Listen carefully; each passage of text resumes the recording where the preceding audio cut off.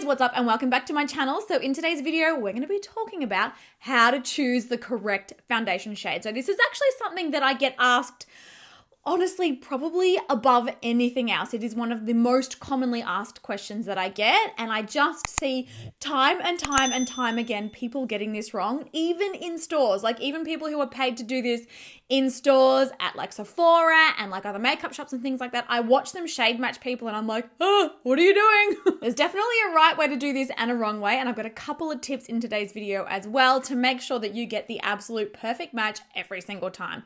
Because I know how annoying it is when you buy like a foundation that you're really excited about, you swatch it in store and you're like, yes, we're good to go. You get home, you do a full face of makeup and then you're like, oh, that does not look right. So if you are interested in learning how to pick the correct foundation shade, then please keep on watching. Now, the first thing that I want you to do, if at all possible, is when you're going to buy a foundation, especially an expensive one that you're going to be investing money into, try to go without any makeup on your skin, because it's going to give you a better and more accurate idea of how the finished product is going to look on your face. And normally most of us, and you should be doing this, blend our foundation down past our face, past our jaw, and onto our neck. It's the best way to get the most seamless finish. And if you are swatching with foundation all over your neck, all over your face, it's going to be really difficult to actually tell the right shade. Now, how many of you have gone into a makeup shop and swatched a foundation on the back of your hand and been like, yep, that matches the skin on my hand and on my arm, we're good to go, and bought the foundation shade?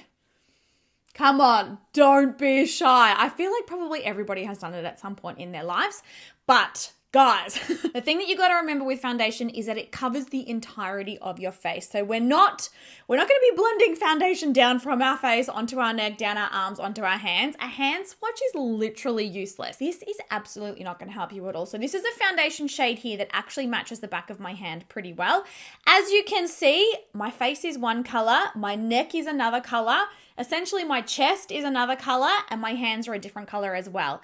Anything that matches here, it's not going to match here, and it's not going to match here. Other thing that I have to stress to you as well, and it's something that I've been teaching in my videos for years now, is that the foundation has to match your exposed skin. So we're not looking to match our face. How many of you wear SPF on your face? A lot of us will wear foundation every single day, and as a result, the skin on our face is a lot fairer than the skin on the rest of our body. I mean, hopefully you can already tell in this video, look how much paler my face is in comparison to my neck and my chest. If I was to take a foundation that actually matches the skin on my face, which when blended out, this one matches pretty damn close. Look at the color variance. If I even put this on my neck, look how wrong that shade match is. It's completely wrong. Now, if I take that foundation that I swatched on the back of my hand earlier, incorrectly thinking that this is gonna match, look at this.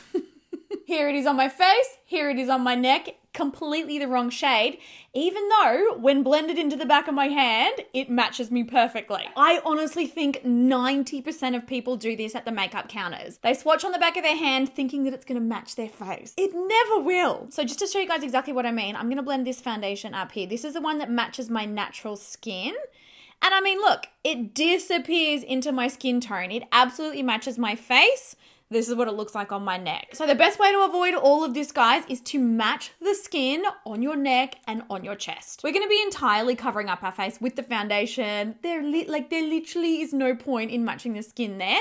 What we want to do is make it seamlessly blend down the jawline, so down the face, down the jawline, and onto the neck. So I've got a couple of shades here to show you how to do this. So swatch it first on your neck, blend it out, and see if it disappears. And even though it's slightly too light, look how dark it is on my actual face. Okay, next up I've got one that's 2 shades darker. See how the edges of that swatch pretty much disappear into my skin tone? Like you can hardly tell that I've got the foundation there.